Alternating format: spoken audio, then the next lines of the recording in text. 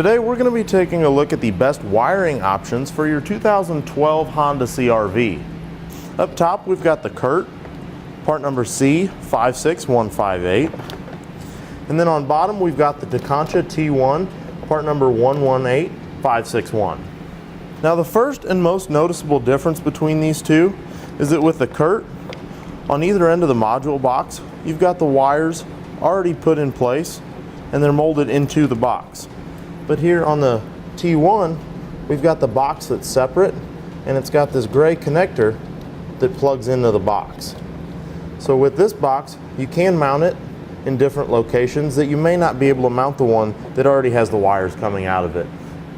The next difference between these two is that on the Curt, it has 6 feet of 4-pole wiring, and on the Tekonsha, it only has 5 feet of this 4-pole wiring. Another difference between these two is going to be in the amperage ratings that they have.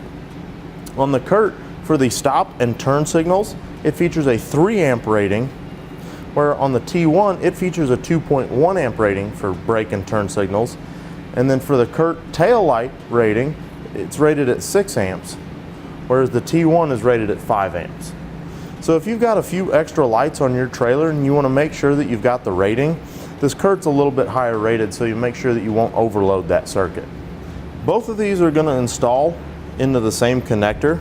They both have a T connector that's going to go into the factory tail light harness, which makes it much easier than going behind the tail lights and having to use T connectors behind either tail light.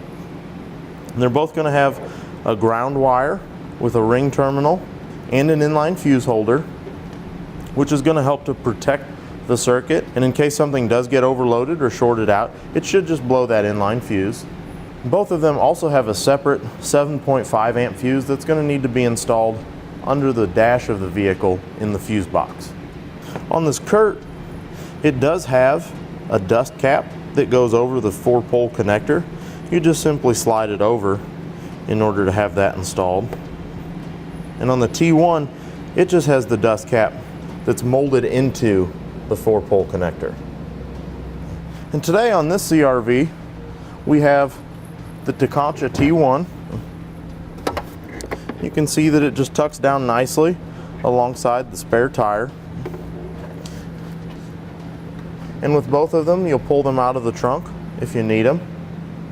This Tekonsha comes out and should give you plenty of room for just about any trailer connector that you may need to get plugged in here. But if for whatever reason you do need a little bit extra, that Curt is going to give you about an extra foot.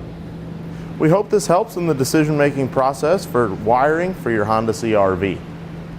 Click the link below to shop, learn more, or visit us at etrailer.com.